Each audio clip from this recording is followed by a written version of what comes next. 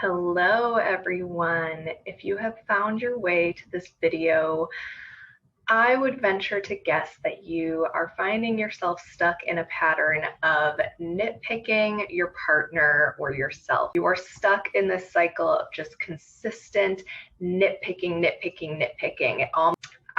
I would guess, because I have been there, that what this is creating is a deep sense of guilt and shame inside of you, that you're finding yourself feeling really terrible because there's a really big part of you that loves your partner, that loves them so deeply, that deeply knows that they are a good person and a good partner, yet you are still stuck in this cycle of just focusing on the flaws.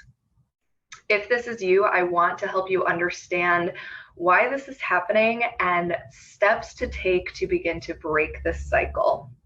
So first and foremost, a disclaimer here, this video and what I'm going to say is directed towards those who are in an overall healthy relationship. There are no signs of abuse. Your partner is respectful, is showing up for you. Yes, maybe there are genuine elements of how they exist in the world that you don't love so much, but there are not signs of abuse or disrespect happening in the relationship. If that's you, keep watching. So I want to talk a little bit about the lens of love versus the lens of fear. This is something we talk about a lot in this work. When you are in an anxious state, when your nervous system is in a state of anxiety, fight, flight, or freeze, hypoarousal, hyper and hypoarousal, it is essentially as if you picked up a pair of glasses that are tinted with fear. Suddenly, every single thing around you is going to have slightly more fear to it. There's going to be a slightly elevated feeling of risk, a slightly elevated feeling of threat. If something was already feeling threatening, it's going to feel a lot more threatening. Okay, this is the experience of seeing through the lens of fear. Everything is layered with a little bit more fear. And I want to give you an example of how this relates to nitpicking of our partners. This is a silly example, but hang with me here. Look at this little jar of paper clips that I have. Okay, there is a blue top, a clear jar, a sticker. There are yellow paper clips, purple, blue, green, pink, white, even one silver one. If you look super, super close, you probably can't even see it in this video. There is one little safety pin in there. Okay, lens of fear looks at this whole complex jar, sees the safety pin, and only focuses on the safety pin. It sees nothing else. It's as if your attention is directed only at the safety pin, nothing else. Lens of love helps you broaden your gaze. It helps you expand, take off the blinders. You can still see the safety pin. You still see, I don't really like that safety pin. That doesn't really belong in there. That shouldn't be in there. Not a huge fan of that. But it also sees green, purple, blue, yellow, white. It sees the whole jar. It sees the whole picture.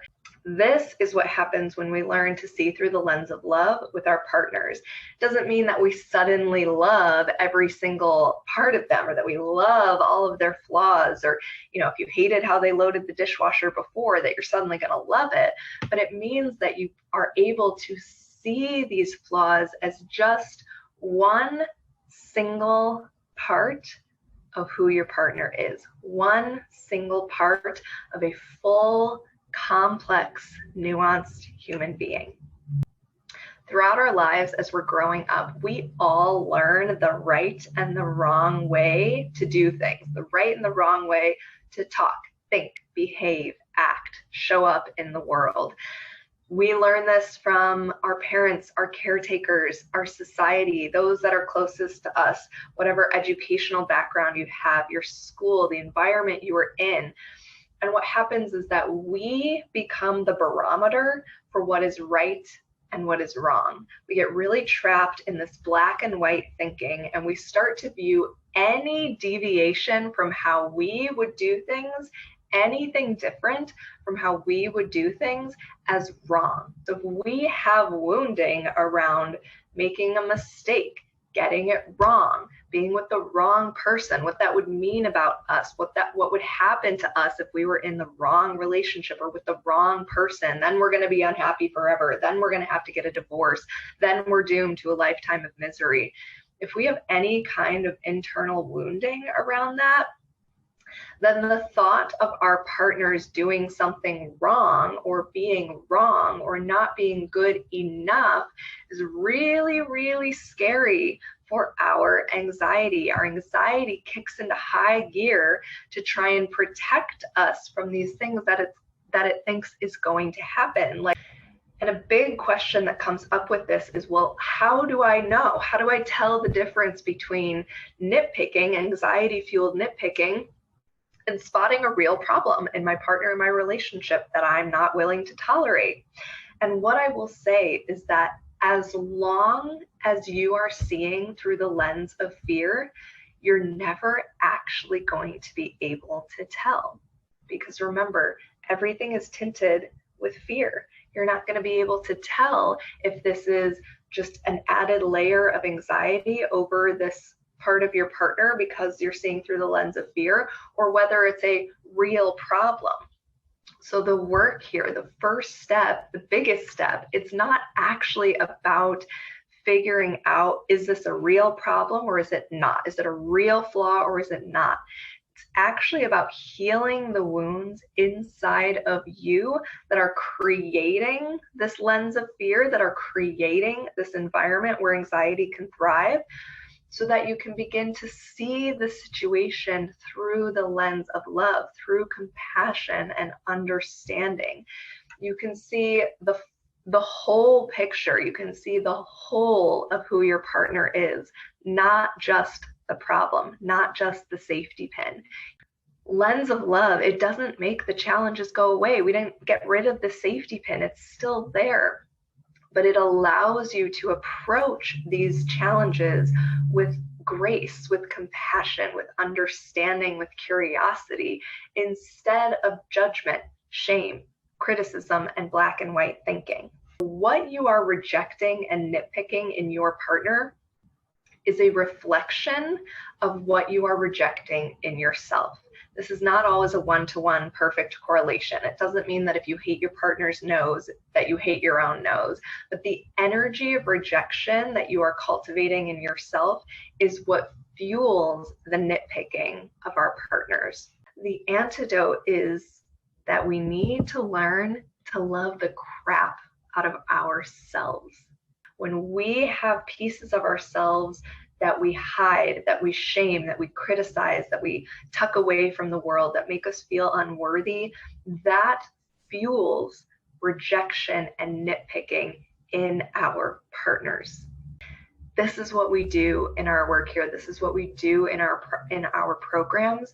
We help you meet these deep parts of yourself that you've been shaming, judging, blaming, avoiding, hiding, criticizing, and projecting with love and compassion and ease and breath. This allows you to begin cultivating within yourself and your body the acceptance that you so badly want for your partner, and that abundance of acceptance flows over into your relationship. It's not easy. It requires confronting a lot of deep gunk. It requires getting your hands kind of dirty here. And that is what we are here for. That is what we help you do. Okay. If you are interested in learning more about what we do and how we do it, make sure to check out the link in the description of this video. And until next time, I can't wait to see you choose love over fear.